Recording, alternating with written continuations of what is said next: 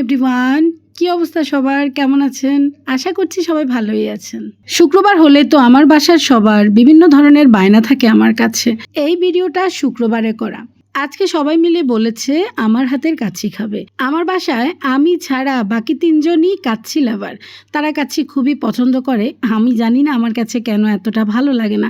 আমার কাছে তেহারি, বিরিয়ানি এগুলাই খুব ভালো লাগে কাচ্চি বিরিয়ানির থেকে। যাই হোক, কী করব, নিজে না খেলে কি হবে? পরিবারের সবাই যেহেতু পছন্দ করে, তাই তো সবার পছন্দটাকে মাথায় রেখে মাঝে মাঝে আমি ঘরে কাচ্চি বানিয়ে দিই। আজকে অবশ্য এই প্রসেসিংটা আমার মেয়েই করছে। আমি মাংস ম্যারিনেশন করে আগে রেখে দিয়েছি, যেহেতু কাঁচা মাংস দিয়েই রান্না করব, তাই মাংসটা আমি আগে রেডি করে রেখেছি। মাংস দেওয়ার পরের কাজগুলো আজকে আমার মেয়েই ওর হাতে করেছে। এই তো দেখেন, সুন্দর করে আটা মেখে পাতিলের চারপাশে খুব ভালো করে দিয়ে এরপর উপরে ঢাকনাটা দিয়ে সে চুলায় বসিয়ে দিয়েছে। তারপর একদম লো আছে আমি 1.5 ঘন্টা রান্না করলাম। 1.5 ঘন্টা পর ঢাকনাটা উঠিয়ে চেক করলাম। চেক করে তো দেখেছি আমার মাংসগুলা একদম সেদ্ধ হয়ে গেছে। মানে আমি যেরকম চেয়েছি ঠিক সেরকমই হয়েছে, একটু নিচে লেগে যায়নি।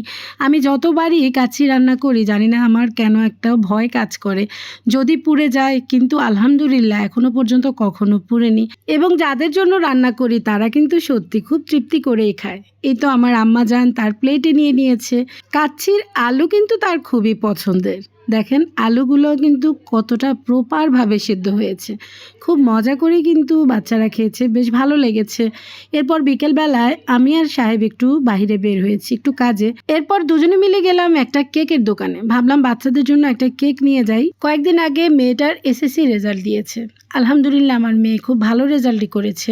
ইচ্ছা তো ছিল ওই দিনই তার জন্য একটা কেক নিয়ে যাই, কিন্তু যেদিন রেজাল্ট দিয়েছে ওই দিন এত পরিমাণ বৃষ্টি হচ্ছিল যে বাসা থেকে বের হতেই পারিনি। তাই তো এই স্পেশাল দিনেও আমার ইচ্ছা থাকে তো আমি একটা কেক কিনতে পারিনি।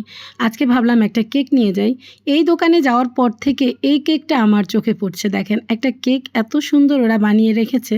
আমি ভাবছিলাম যদি সময় পেতাম তাহলে আমিও এরকম একটা কেক অর্ডার দিয়ে বানিয়ে আমার মেয়ের জন্য নিয়ে যেতাম। ভাবলাম দুজনে মিলেই কিছু খাওয়া যাক। সাহেব বলল একটা বার্গার নিতে। এই জায়গার বার্গার নাকি ওর কাছে খুব ভালো লাগে, ও এর আগে ট্রাই করেছে। তাই আজকে বলা যায় আমাকে লোভ দেখিয়ে একটা বার্গার অর্ডার দেয়ালো। দুজনে মিলে বসে গল্প করে করে বার্গারটা খেলাম। এরপর আমি আবার আমার পছন্দের চিজ কেক অর্ডার দিলাম 1 পিস। সাহেব বললো খাবে না, তারপর আমি বলেছি একটু হলেও খাও, আমি তো পুরোটা একা খাবো না। তাই দুজনে মিলে খুবই মজার 1 পিস কেক খেলাম। বাচ্চাদের জন্য একটা পিৎজা নিয়ে নিয়েছি, যেহেতু আমার 2 বাচ্চাই পিৎজা খেতে খুবই পছন্দ করে। আর এখান থেকে কেক নিয়ে নিয়েছি। ভেবেছিলাম একটা বড় কেক নিব, কিন্তু এখানে আমার পছন্দনীয় কোনো কেকই পাইনি আমি, সব স্লাইস করা কেক ছিল। আর এই কেকের শপটাতে তারা বেশিরভাগ অর্ডারই নেয়, তাই ওই রকমভাবে অর্ডার নেওয়া ছাড়া এক্সট্রা কেক রাখে না। তাই তো আজকেও আমার মেয়েটার জন্য কেক নেওয়া হলো না। ওই যে বললাম, ইচ্ছা থাকলেও সবসময় সব কিছু করা সম্ভব হয় না আমাদের, যদি না ভাগ্যে থাকে। এই তো বাসায় চলে এসেছি।